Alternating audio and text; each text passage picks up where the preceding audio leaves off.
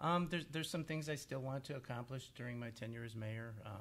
Been a resident. I'm 54 years old. I've been a resident of the city for 50 years. There's some drainage issues I'd like to tackle. There's some infrastructure issues that I'd like to be a part of. We have a labor contract that's coming due at the end of this year. I'd like to be a part of establishing a new labor contract. There's just some unfinished business that I'd like to attend to. And Mike, you're a political neophyte. You've never run for public office before. Right. But you've decided to throw your hat in the ring. Why are you challenging Mayor Coleman? Well, actually, I'm actually quite frustrated with the, I guess, the politics that have been going on in Highland Heights. I've been a resident of Highland Heights for 18 years. I grew up 5 houses away from the border of Highland Heights and decided to move out of my parents' house 18 years ago. And I've always loved Highland Heights, and to see the direction that it has been heading is actually quite disturbing to me. To see the violations of the rights of the people from this administration, it is just quite disgusting. And to see many other facets that have been going on in Highland Heights, I decided that I know I could do a better job. Now, are these concerns just personal grievances, and that we noted that you had had a run-in with the Highland Heights police over Mm-hmm. your fire in your backyard? Yep. So are you really running just because of personal issues? Or? Absolutely not. No, I've talked to a lot of other people that have finally said, finally. There are ridiculous ordinances that are a violation of his own oath to our founding documents, and it would be wonderful if he actually read his own oath. However, there are business owners in Highland Heights. There are people that thankfully still work for good businesses in Highland Heights, and they have been harassed for vehicles parked on their own driveway. Mayor Coleman, Mm-hmm. would you care to respond to? We do have an ordinance in place that limits the activities that one can run a business out of their home. It was an ordinance that was discussed over many council meetings. It was one that was passed by a majority of council, and it is enforced when we find issues with it. But we have an ordinance in place. We don't have a vendetta against people with businesses. It's basically a complaint-based ordinance. And again, it was passed by council, signed by me, and it was vetted in many council meetings. And this what gave rise to this ordinance? More so many complaints by residents. We had an ordinance in place that was kind of antiquated. We need to change it. We recognize that people bring vehicles homes that may appear as though they were in violation of the ordinances, so we made some accommodations by the sizes of trucks and certain signage. We allowed people that, if they did have signage, to put magnetics over that to conceal the signage, things like that. So we have had an ordinance in place for many years. I don't recall how many years ago we amended it to the current version. These were complaints because people were saying people had too many cars in their driveway? Too many cars in their driveway, perhaps the size of the vehicles, perhaps activity at certain hours, things like that. Mr. Calabrese went so far as in the brief discussion we had last night as to calling your actions treasonous, and I'm just curious how he would respond to that. What actions was he referring to? Well, these ordinances, the fact that apparently Mr. Calabrese calls and you don't call back, which he considers Calls a me? violation of. When have you ever called me? Oh, I've called you many times. Really? Oh, and you don't know these. Okay. No, Yeah, I don't recall you ever calling me personally. In fact, this is the first conversation you and I have ever had. Has any person in Highland Heights ever called you? Sure. And you've returned their phone call as well? Absolutely. I hear conflicting stories from people that I've talked to. That I've never returned a phone call? Yes. Okay. Well, No, however, violating the Fourth Amendment of the Bill of Rights of the Constitution is. And in what way do you believe the mayor has violated it? Well, for instance, just because someone doesn't like to see a sign on the side of a vehicle does not mean that he could violate the Fourth Amendment, which says what, since you're sworn to uphold it. This isn't a discussion about the Constitution. I believe you have issues with the city codes and city rules that we have, It is not which only we do myself. enforce. So, Mayor, you mentioned drainage issues Mhm. in Highland Heights. Yes. The Regional Sewer District just won its case before the Ohio Supreme Court Yes. to allow it to implement a stormwater management plan regionally and to assess people's sewer bills for Yes. that, depending on mitigating factors Yes. that people might take. Is Highland Heights one of the communities that has sued over that, or what's your position? We were not part of the lawsuit. We have some drainage issues that we've been able to tackle with our own funds. We realize that some money will be available to us once the surcharge is put in place. We do have a pretty aggressive plan to address many drainage issues. We have some widespread drainage issues in the city. We are working closely with the county.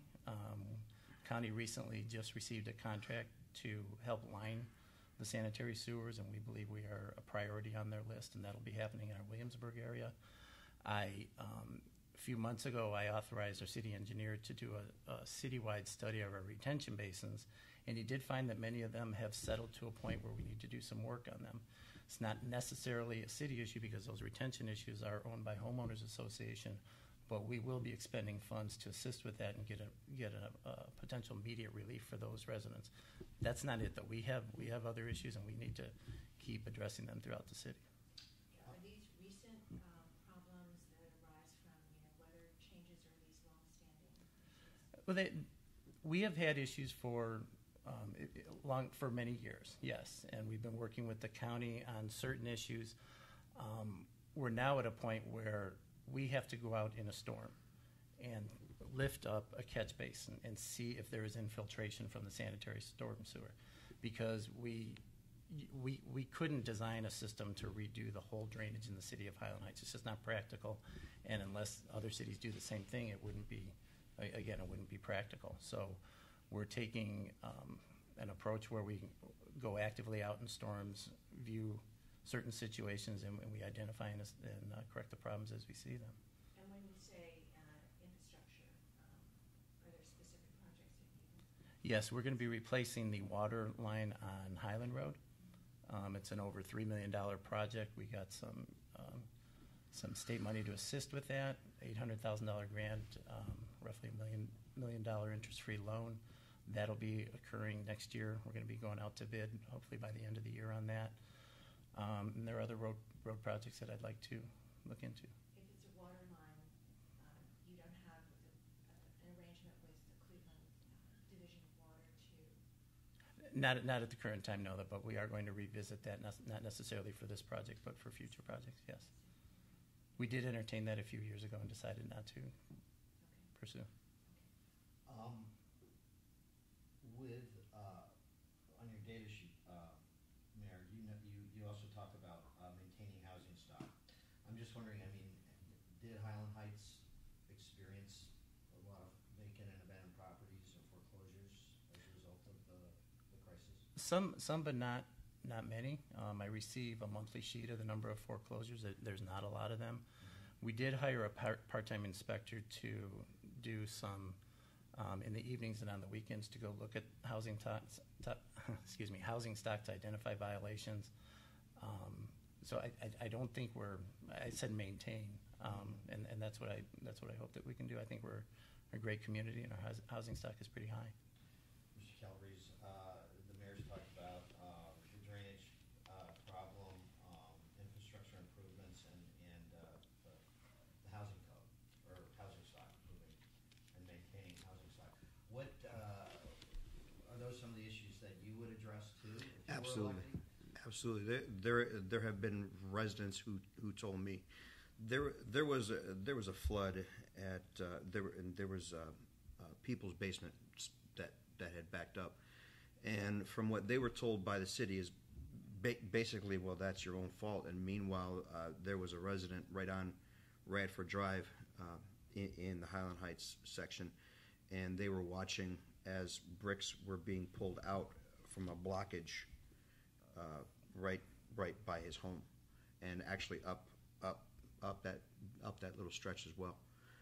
Also, for 18 years now, some of our tax money is supposed to go for the upkeep of the creek that actually runs right through my backyard. In the 18, now my last name is Calabrese. I think I know what a man with a shovel looks like. In the 18 years that I've been there, I've never seen not a man with a shovel, not a piece of equipment, nothing. My question is, where are those tax dollars going, and why are the people still paying? And what do you mean, your property taxes? Yes. We levy 4 mills of property tax. 1 mill is directed to the park and recreation. The other 3 mills go into the general fund. There are no other millages that are specifically allocated for drainage and things like that. I'm not sure if that's what he's referring to. So how are those projects paid for, the upkeep of the creek that he's mentioned? Those are capital projects, just like any other capital project in the city. We have limited funds, and they need to compete with each other. They're vetted through the council process, through our annual budgeting process. We do allocate funds for drainage when a project is identified on our 5-year capital plan. We hope to address everything that we identify for that year and allocate money for the following years.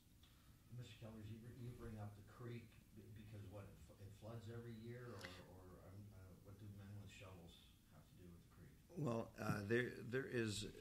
They are supposed to be maintaining the banks. For instance, I know my neighbor who has recently moved out. He was always complaining about the erosion.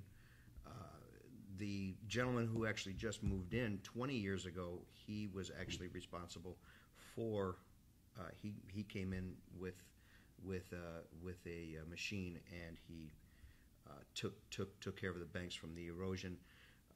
Made sure that there was a clear flow, also, and which there have been a lot of backups from trees falling, just erosion. I know my little bridge that went over into the wetlands that was taken by the water. So, Are you aware of these issues, Mayor? As I said before, we authorized the engineer to do a comprehensive study of the city, and that included walking all the creeks. He's given us a report, and we have let a contract out for the one retention basin right now, and we're going to tackle them as we go. The mayor also talked about infrastructure and capital improvements. And do you have any specific projects in mind, if you were to? you know, there's a stretch on Strumbly between Highland Road and Radford that. First of all, the people use that as a cut through. There are a lot of children in that area. The vehicles go way too fast, and also the residents have, from what I understand, have been asking for a sidewalk on at least one of those sides. There are no sidewalks on either side of that. I would love to look into that, especially because of all the children. Can I address that? Yeah. That's true. There have been residents that have requested sidewalks on that portion of Strumbly. When a person buys a piece of property, they buy an improved lot, and oftentimes that includes sidewalks on a street. The city really doesn't have the authority to go on this private property and improve that lot. They could do that, and they can assess the homeowners, but basically what that'll do is increase their property value at the expense of other residents. So, like when you buy a home on a street that has sewers, the cost on a street that has sidewalk, the cost of those sidewalks are included in the price of your house. This has been an opinion that the law director's given us. So we have. So the sidewalks aren't public. Well, they would be in that case. Okay. We have gone to the residents, and we could do it, but we would have to assess the residents for those sidewalks, and this is an opinion our law director's given us. So the homeowner pays for the sidewalk, Yes, but the sidewalk is public, so yes, anybody can use it. yes. That's kind of odd, isn't it? I believe the same way.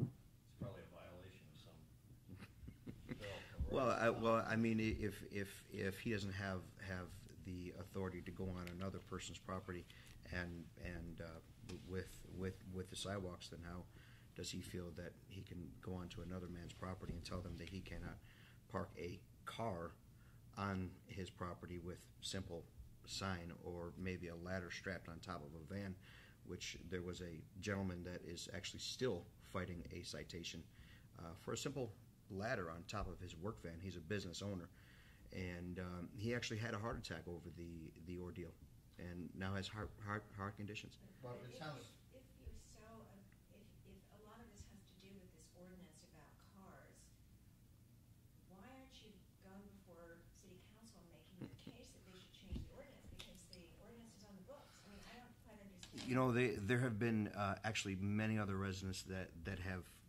addressed the council, right? Around the time we were making the ordinance, yes, several did. Well, what happens? There have been council meetings that I have gone to, and this is actually getting back to the treason. However, the First Amendment of the Bill of Rights of the Constitution of the United States says that he is also sworn to support and defend. The First Amendment is Congress, which any body of any group of government is called a Congress. Congress shall make no law abridging the freedom of speech and of religion and of the press, and of the right of the people peaceably to assemble to petition their government for a redress of grievances. Not only is it the people's right to question their government, it is their duty as American citizens to question their government. Not only is it the government's duty, but it is their obligation to answer to the people. Why are you Now, not taking your grievance to council? That's not I have. Now, what the people are told are, we're not answering questions. You're not answering questions. How can you not answer to the people? I can address that. At a council meeting, the rules of our council, and most councils that I know of, is person comes and they address the chair. It's not a dialogue, it's an opportunity for an individual to express an opinion. We do have working sessions of council on the first and the third Tuesdays of every month, where if somebody wants to bring an issue and they want to have a dialogue, they're certainly welcome to do that. At the second and fourth council meetings, where there is a public session, they address the questions to the chair. And then does the chair get back to them? I mean, if they have a question over an ordinance like this, I mean, does the chair then respond? Well, typically what they'll do is they will either have that issue go to the appropriate department, or they will have a working session in the committee of the whole to discuss the issue. So there'll be a public hearing? Sure, if it merits it, if it's appropriate, yes. And who determines if it's appropriate? Well, People coming Well, the before council president will set the meeting, but any council person, any department head, myself, can request topics for the committee of the whole. But if I'm understanding you correctly, there are 2 council meetings a month. in There's which- 4. 2 Ti- council meetings a month in which residents can ask Yes, questions. yes. For 2 a week? Are you saying 2? The second and the excuse me, the second and the fourth Tuesday of each month are our general council So sessions. there are 2 council sessions a month where you can ask questions and have them answered. You know, Does that not work for you? the only ones that are actually advertised are the second and the fourth, where you can only make statements. I don't know who this administration believes they are to dictate to the people what they can and cannot do with their government. The Declaration of Independence and the Bill of Rights and the entire Constitution is very, very clear who's to say what will happen But in their on the other government. hand, you could vote out of office council members who pass this ordinance, right? I would love to educate the people, the rest of the people, to actually watch their government and don't just believe that since they've been there, then they could stay there. there's kind of a joke that politicians are like dirty diapers. You need to change them. However, yeah, there's the people in the government. For instance, there is a gentleman. I don't really need. I don't feel like I need to mention his name. However, he's also a part of the council, and he said, well, that Constitution has been violated for many, many years. So does that mean that they could keep violating it, even though they're sworn to uphold it? Is there a changing demographic in Highland Heights? I mean, so maybe it started out and it was all residential, and now you have people or families moving in who are operating home-based businesses, and this has created, this sort of issue over the ordinance. Is that the question? Yeah, I'm asking you. Not that I'm aware of. It's always been. I mean, how would you characterize it? We're a bedroom community with 3 prominent business parks that are strategically located in such a way that they really don't interfere with the residential nature of the community. But from what Mr. Calabrese is saying, there are also a number of home-based businesses that operate in. No, that's not what I'm saying. He's saying there's some people who park a lot of vehicles with signage on them. Does that include you? Yeah, I am a storm damage renovation contractor.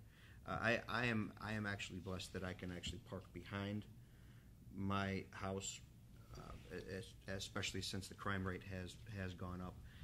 I'm very, very lucky that I can actually park my vehicle in my truck.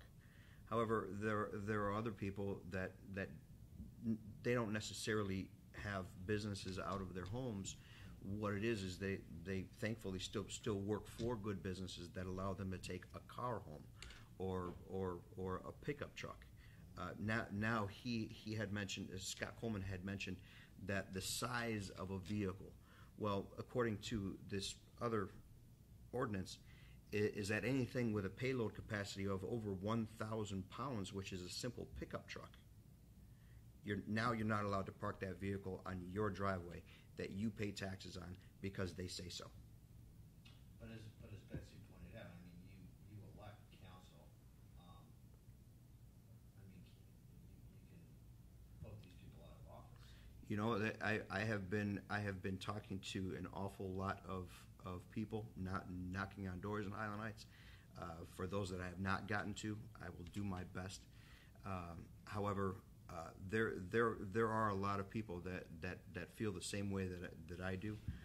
They've been waiting for a voice to step up and come forward. What I've also been finding is that the people that, especially the ones who are having this issue, they're just, I guess for lack of a better term, they've been beaten down into submission. Mayor, are you aware of this? Or do you hear any of this? We do hear some complaints from people who have home businesses that want to park their vehicles in their yard, and we try and work with them. The ordinance that we had previously was not as liberal as the one is right now. We didn't allow any signage on vehicles, and now we allow them to place magnets that cover up the signage. We have a part-time building inspector that goes and speaks to these people rather than just sending them citations, trying to work out issues with them. If they have the ability to screen their vehicle, they can certainly do that. We can give them suggestions. But the purpose of the ordinance, and you can't make a perfect ordinance on something like this. If you just said, yes, you can park all your commercial vehicles in your driveway, then there will be more people with issues than there are the people who have issues with the current. And they have a right to speak as well, and they have, and that's why the issue's in place. Is Mr. Calabrese correct in saying that the ordinance prohibits normal pickup trucks from parking in driveways? The ordinance does have some criteria for what can and what can't. I'm not sure what a normal pickup would be, and I don't have the ordinance in front of me, so I couldn't speak for 100% fact on it. When was the ordinance changed? Oh boy, several years ago, I believe, when Virginia Swanson was still on council. So that was many years ago. I don't know the exact date. What, do you know the order? I mean, what is the number of the ordinance? I don't know off the top of my head, but I can get that for you. But what you said was this was a pre-existing ordinance that was liberalized to Yes. some degree. Yes. Especially regarding signage. Yes. Other issues that face the residents of Highland Heights that you will address in office. We heard from the mayor. I mean, Mike, are there other issues there that need to be addressed? You mentioned the crime rate was rising. I mean, Yes. is that a matter of concern? Yes, the amount of break-ins have absolutely increased, and the rumor is of that it's actually coming from outside of Highland Heights. There are an awful lot of break-ins and people's vehicles being broken into. Meanwhile, even though the mayor enjoys a nice fire in his backyard, and I've heard you say that before to other people. I've never ever had a fire in my backyard, other than out of my Weber grill. Not once ever. well, from what I understand from a neighbor of yours, Well, that's not true. Not okay. once ever, Well- except from my Weber grill. So, in terms of the crime thing, so what would you do to address that? well,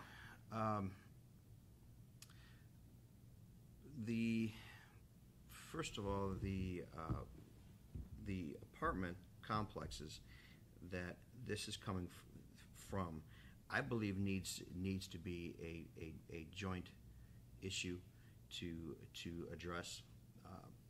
Also, I would love for neighbors to just start talking to each other. Don't just go inside, close the door, and don't talk to your neighbors. There have been residents and actually people within the city as well that have mentioned to me that is how they are trying to make this the city, that everyone just comes home from work, closes the door, stays inside, locks the door, and don't talk to your neighbors. That is absolutely not the way to go. Get to know your neighbors, talk to the neighbors.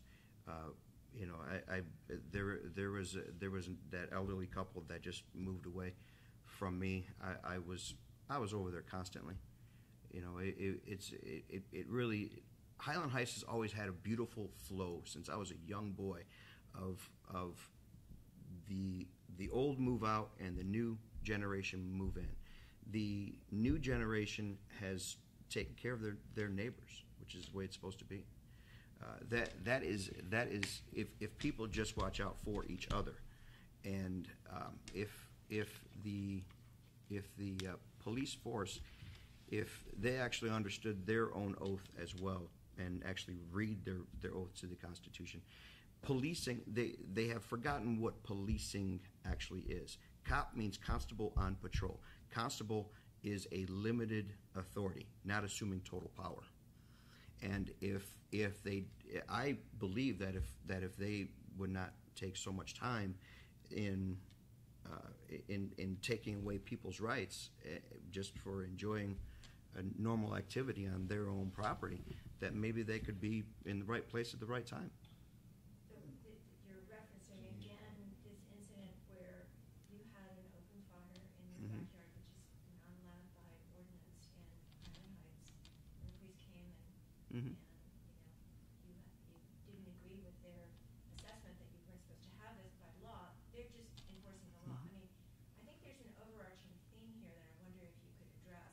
Yeah. You're seeking to become mayor because you disagree with a whole bunch of laws and you don't. Do you not think people should follow the law in Highland Heights? Well, there is the supreme laws of the land. Every single public servant take an oath to uphold those supreme laws. The Fourth Amendment of our God-given unalienable rights says the right of the people to be secure in their persons, houses, papers, and effects against unreasonable searches and seizures shall not be violated. But the Fourth Amendment does not insulate you against having to follow the duly enacted laws of your community. So, Well- I mean, it does seem to me that that's the issue here. You don't think that those laws are valid, so you don't think you need to follow them. No, absolutely not. Well, according to our Constitution, just so long as you do not cause harm to another human being or property, you could live, you can do as you so choose as an American citizen. And really, and until, for instance, I have had female friends growing up that have unfortunately got into the wrong relationship, and their boyfriend ends up becoming abusive, let's say. They end up getting, the female gets strong enough, get out of the relationship, and they have to put a restraining order against the boy. The ex-boyfriend even violates the restraining order.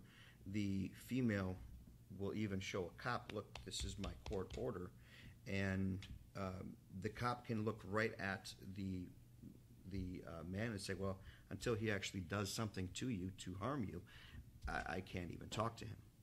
Now, however, they can go on to another man's land and say, well, there's this ordinance, and you're not allowed to do this.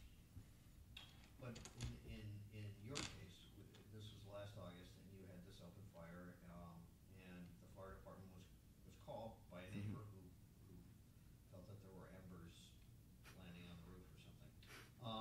And the firefighters showed up and police, and they wanted you to put the fire out, and you refused. That's not true. Okay. So you did put the fire out. No.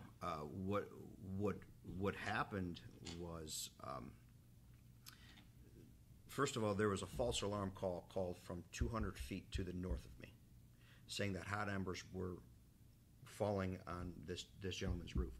A false alarm call is punishable up to 6 months in jail, $1,000 fine. Right, we talked about this. Okay. So let's So- get to your place. Yeah.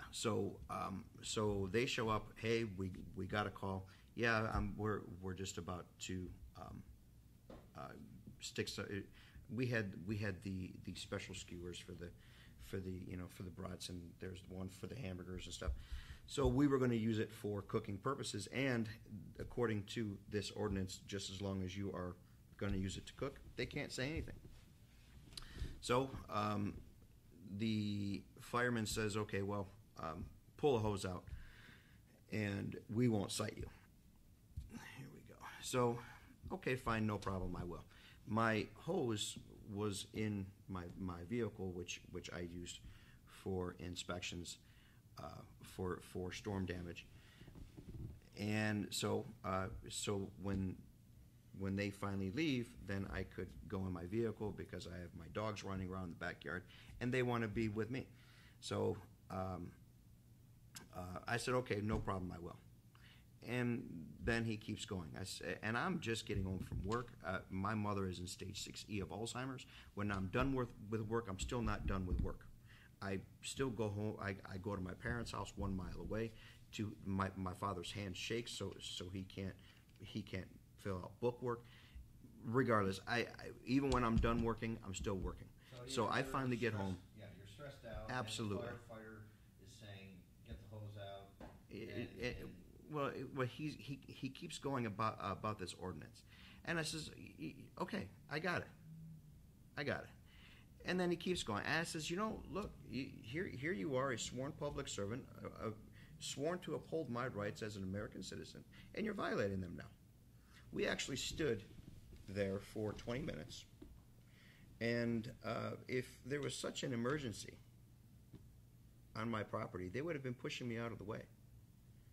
But the upshot of it is that you said the police arrived and said, do what firefighters are asking, and away or whatever, and you then ordered them off your property. Yeah, I said, you know what? You need to leave now. Right, and that led to your arrest, Mm-hmm. and you spent the night in jail, and ended up A few hours in jail. Go ahead. pleading no contest to a misdemeanor. Mm-hmm. But it seems like this is kind of the root of your whole campaign.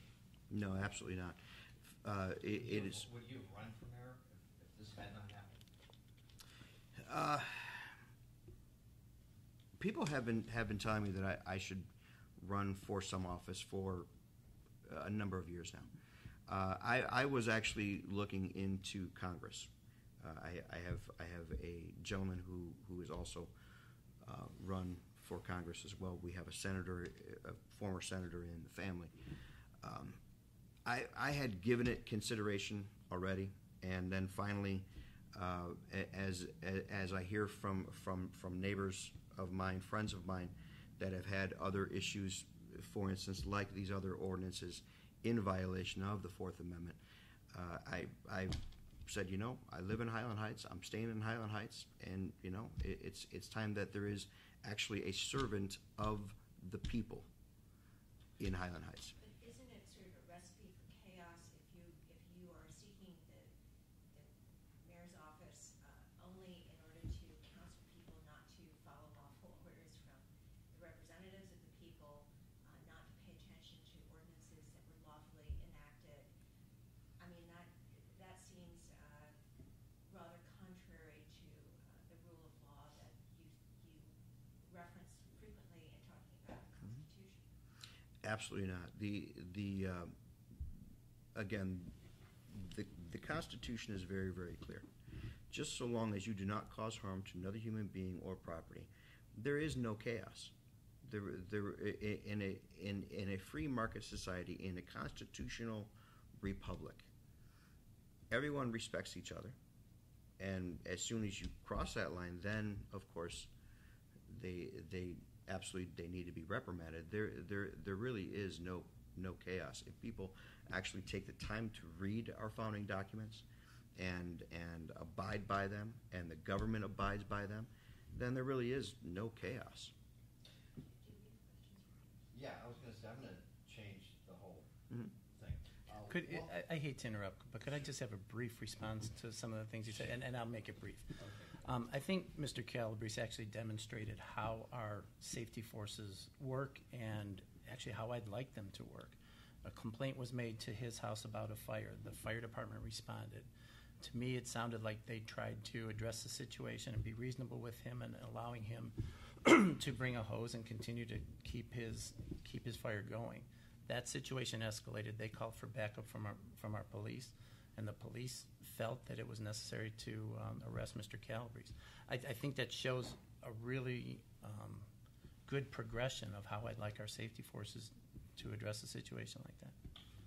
My question, one of the things that we have advocated, especially cities like Highland Heights, is working with neighboring communities and identifying opportunities for cost sharing. Yes. The regionalism. I know that you make a mention of this on your candidate data sheet. I'm just wondering, do you share services with any other city at this point, or are you in conversation? We do. We share. Obviously we have mutual aid like most cities do. We work closely with Mayfield Village, sharing of equipment, sharing of other services. We have the Community Partnership on Aging, which is 5 communities in our area where we share our services for seniors.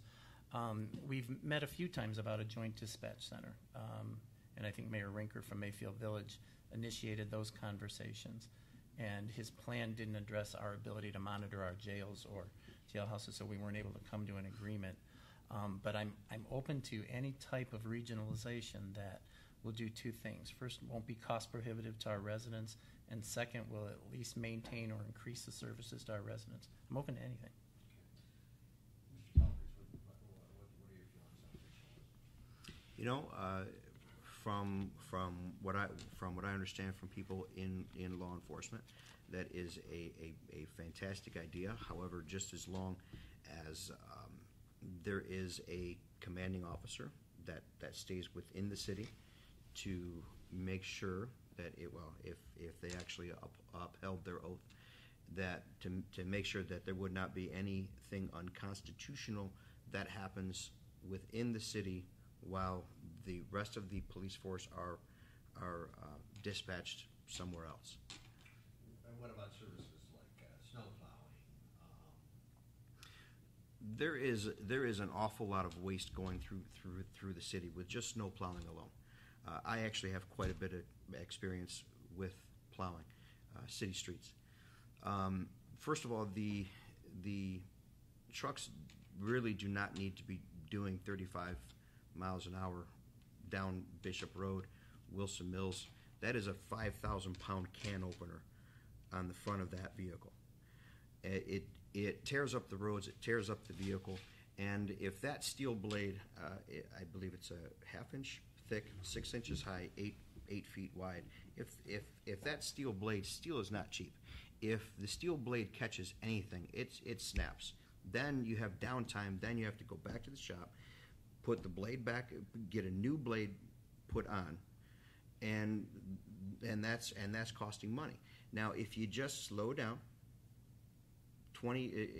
where I used to plow, the rule was that if you went more than 25 miles an hour, you were fired. And my entire route, just one truck, was the size of Highland Heights. But in terms of sharing services like that with neighboring cities, so that you don't have the duplication. So Highland Heights doesn't have a crew that goes and plows the city streets, and Richmond Heights, I guess, you're right by Richmond. Yes, they're just to the west. That you share. So You know, money.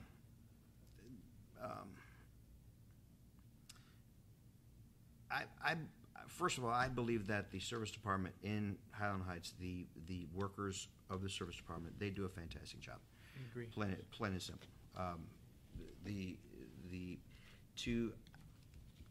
To share in a neighboring community, I'd really like to look into that more before I answer that. Are you open to the idea, though, of discussing it? Of discussing it, absolutely. Absolutely. Yeah. You do not want to Well, we don't have it. Other than they were curious to know whether we're going to ask the mayor if he was a traitor. We did. He answered that. So maybe Sarah has some questions. I just have two questions, and they both relate. When the city introduced automated garbage and recycling pickup, there were a number of elderly residents who protested that. So Mayor Coleman, I was just wondering how that's been going, and Mr. Calabrese, what did you think of that idea? Me first. Yeah, as you mentioned, some people did protest the idea of the automated toters, and what we did was we modified the contract with the contractor to allow, after a trial period, that they receive a smaller container that we felt might be more manageable for them. And if they didn't want the recycled container, we would take them away. And in addition to that, if they didn't want to use the containers at all, they could put one bag of garbage, and that was one of the issues that a lot of the residents have, that I only have one bag of garbage. Why do I have to have this big tote? Well, they can do that and not use the totes at all. In addition to that, we've been using on a case-by-case basis where our service department will go out and help those that are in need of additional assistance, and we do that. It seems to be going well. People seem to like it. Is the trial period over? I believe it is. Have people returned bins, or do they do that through you, or do they do that through, is it Kimball that you're using? Through Kimball and the service department. I'm not sure the number of people that have taken advantage of that. Okay. Mr. Calabrese, how do you feel about the automated trash and recycling pickup? I am a single bachelor. I really don't need them. I think it would have been a great idea as a servant of the people to say, hey, we have this available. Yes or no? Do you want it? And then leave it up to the people instead of forcing it down the people's throat. Now the city is saying how much garbage you can throw away if you don't have these things. So it's a if that's also the form of progression that you'd like the city to be dictated, then that's pretty unfortunate. However, I really have no use for them myself. There have been people in community development of Aberdeen who, after being forced to take them, they were then told by their association, you can't have them in plain sight. Now, according to the city, nowhere in Highland Heights should they be seen from the road. Aberdeen, in their association, they're not even allowed to have them. These people were told that they had to bring these massive dumpsters downstairs because they had no room in their garage. So they had to get them out of the way. They had to bring them downstairs. To the basement? Yes. Can you address that, Michael? I don't think that's accurate. I think what he's suggesting is that they store their cans in their basement and then bring them up on trash day. No, they're not even allowed to have them in So where Aberdeen. are you suggesting people that can't fit their trash and recycling bins? Well, in it's their not garages it's not true store? that they're not allowed to have them because they do have them in Aberdeen. I do notice that there is a question from a commentator who goes under the name of Paul. Really? Well, I'm sure it isn't. Member of KISS. The only true challenge in the future is keeping Richmond Heights, South Euclid, and Euclid from creeping in and devouring our city. Mayor, are you under attack from these cities? I don't believe we are. Again, I stated previously that we have mutual aid with Richmond Heights, with South Euclid, with any city that needs to assist in police or fire activities. Okay. I think our police do an outstanding job. They've won awards. They're one of the only certified police departments in the state. Fire department was voted the highest paramedic in the state. No, I don't think we are. I think we're adequate. You're under siege. I think we're adequately Mr. Calabrese, equipped. You're shaking your head. You feel like you're under attack here? Under attack, no. However, I have a lot of friends actually that are law enforcement, and as I talk to them, they actually say what you would be doing is absolutely groundbreaking. However, to actually take Highland Heights, make it once again a constitutional republic, that first of all, starting with the government, that they actually abide by their oath to support and defend the rights of all people. Then people in the neighboring communities would say, hey, this Constitution thing sounds pretty cool. Maybe I want to read it. And then they actually get educated on it. Okay, so you're saying that you don't see this creep by Richmond Heights, South Euclid, or Euclid to take over Highland? I am wondering if they are talking about the. I would love to ask them if they are referring to the crime rate. It doesn't sound like it. It says the only true challenge in the future is keeping Richmond Heights, South Euclid, and Euclid from creeping in and devouring our city. The same way it has been happening in those cities for the past 20 years or so. I would love for an elaboration. If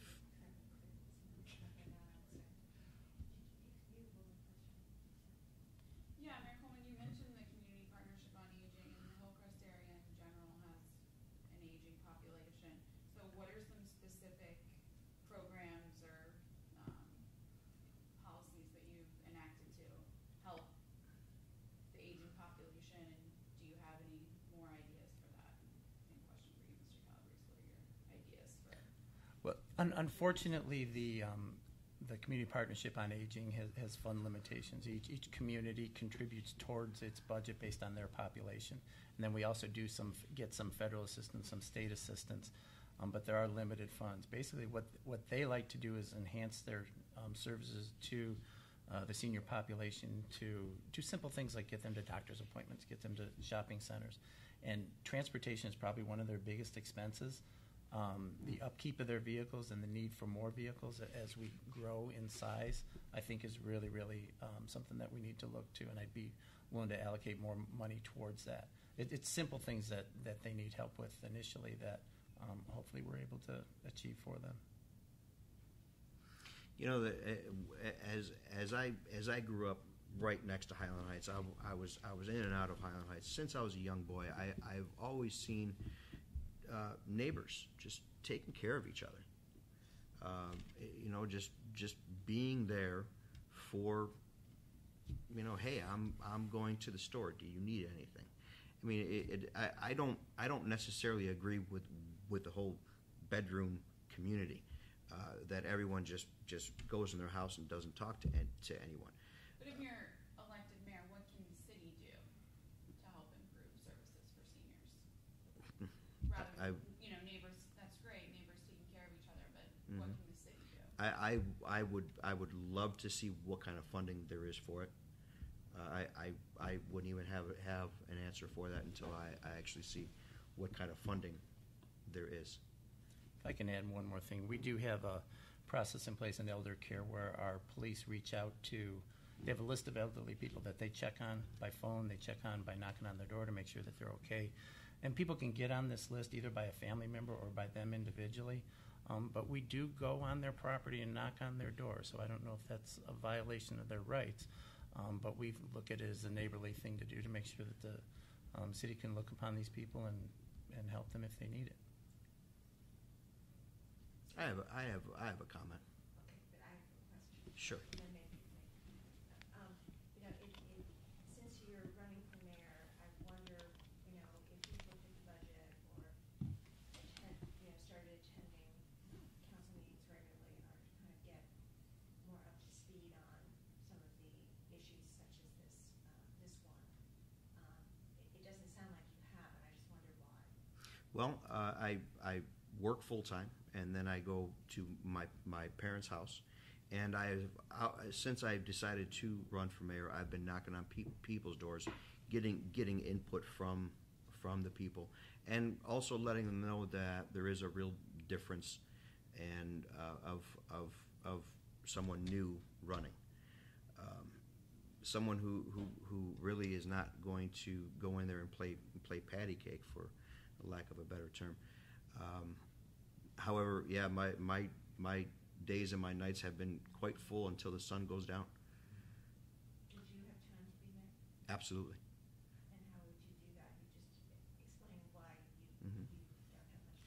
Over the winter months, I would be full time, and I don't want anything extra.